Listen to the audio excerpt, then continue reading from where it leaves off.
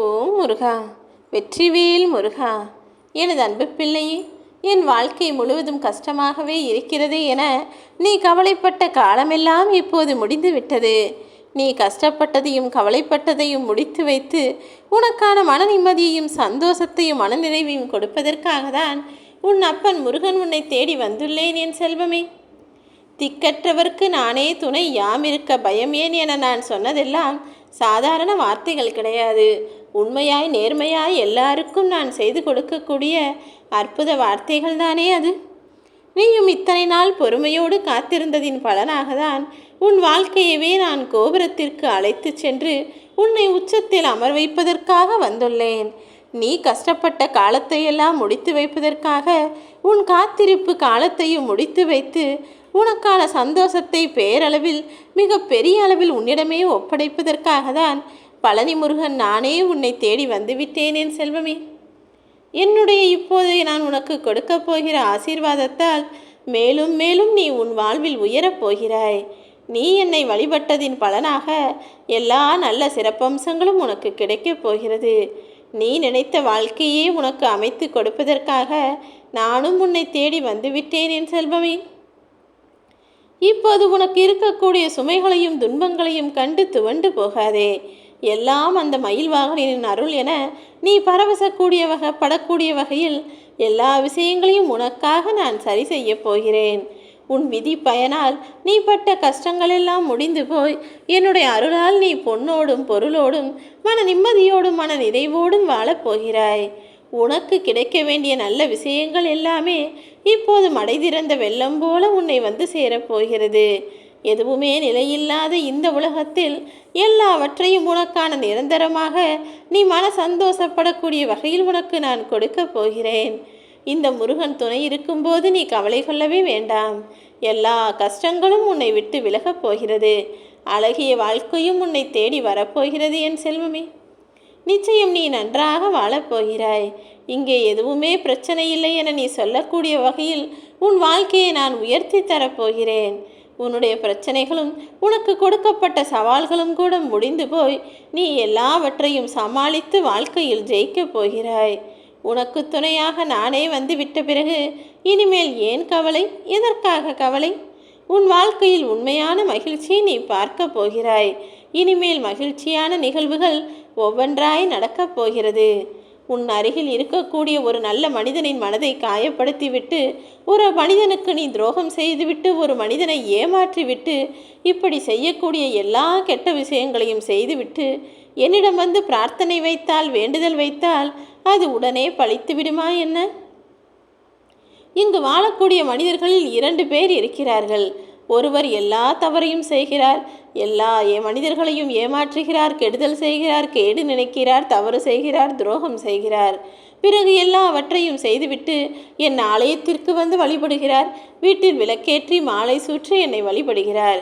இப்படி எல்லா கெட்ட விஷயங்களையும் செய்துவிட்டு கடவுள், சாமி, முருகன் என்று என்னை வந்து வணங்கினால் மட்டும் அவர் செய்த பாவமெல்லாம் போய்விடுமா என்ன?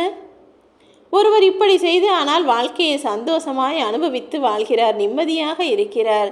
ஆனால் இன்னொரு மனிதனோ எல்லாருக்கும் நல்லது நினைக்கிறார். முடிந்த அளவிற்கு எல்லாருக்கும் நல்லதே செய்கிறார். ஒருபோதும் யாரையும் ஏமாற்றவும் இல்லை. பழி பாவத்திற்கு அஞ்சி தவறு செய்துவிடக்கூடாது என நேர்மையோடும் நியாயத்தோடும் வாழ்ந்து கொண்டிருந்தாலும் கூட அவர் வாழ்வில்தான் மீண்டும் மீண்டும் கஷ்டங்களும் பிரச்சனையாகவும் வருகிறது. அந்த 2வது மனிதர் நீதானே. நீ எல்லாருக்கும் நல்லவனாய் இருக்க நினைக்கிறாய். எல்லாருக்கும் நல்லதையே செய்கிறாய்.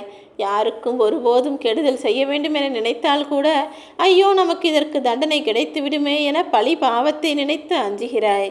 ஆனால் மீண்டும் மீண்டும் உன் வாழ்வில் தானே எல்லா துன்ப துயரங்களும் வந்து சேருகிறது. எல்லாம் நான் அறிவேன் செல்வமே.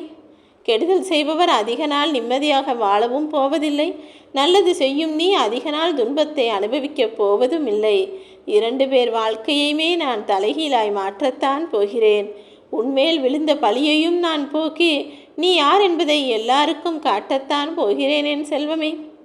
தேவையில்லாமல் உன்னை குறை சொன்ன மனிதரும் சரி, தேவையில்லாமல் உன் மீது பழி போட்ட மனிதரும் சரி, தேவையில்லாமல் உன்னை பிரச்சனையில் மாட்டிவிட்டவர்கள் யாராக இருந்தாலும் சரி, உனக்கு இப்போது கஷ்டத்தை கொடுத்து கொண்டு நீ அறியாமலேயே உன் வாழ்வில் துன்பத்தை வரவழைத்த மனிதர்களாக இருந்தாலும் சரி, எல்லாரையுமே வீழ்த்தி அழித்து அவர்களுக்கு உரிய தண்டனையை நிச்சயமாக நான் கொடுத்தே தீருவேன்.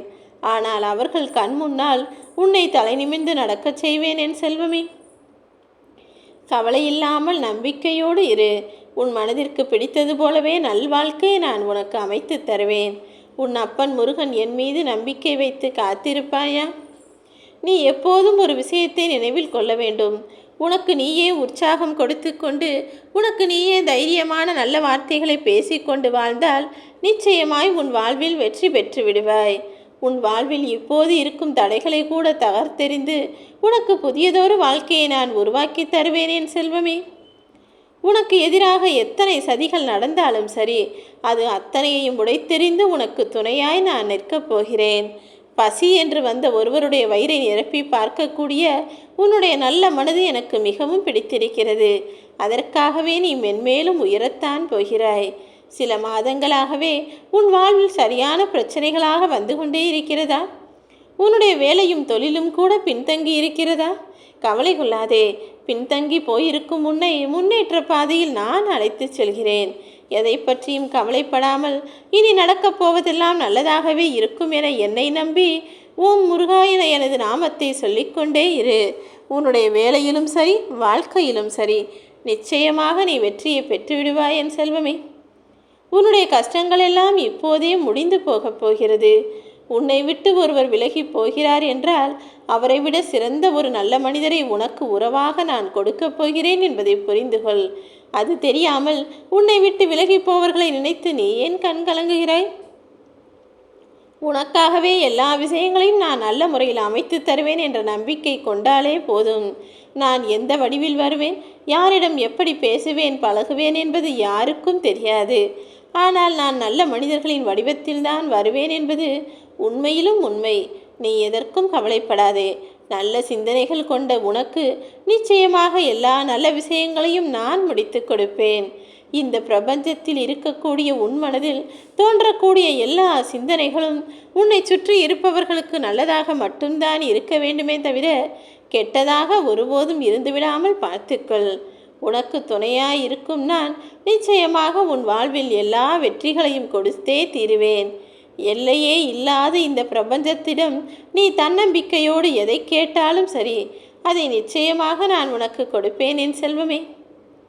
வாழ்க்கை என்றால் மேடு பள்ளமும் இன்பம் துன்பமும் இருக்கத்தான் செய்யும். அதில் நீ எப்போதும் ஒரே மாதிரி இருக்காமல் காலத்திற்கும் சூழ்நிலைக்கும் ஏற்றாற்போல நடந்து கொள். சமநிலையை தேடி அலைவதைக் காட்டிலும் இருக்கக்கூடிய சூழ்நிலையை சமாளித்து வாழ கற்றுக்கொள்வதில்தானே புத்திசாலித்தனம் இருக்கிறது. எது நடந்தாலும் சரி, எப்படி நடந்தாலும் சரி, எல்லாவற்றிலும் என் அப்பன் முருகன் எனக்கு துணை இருப்பார் என்னை நம்பினாலே போதும். நிச்சயம் உன் வாழ்க்கை சமநிலையாக நல்ல நிலையாக மாறும்படி நான் செய்வேன். நீ நினைத்த அனைத்தையும் உனக்காக நான் நடத்தி உன் வாழ்வில் சந்தோஷம் வரும்படி செய்வேன்.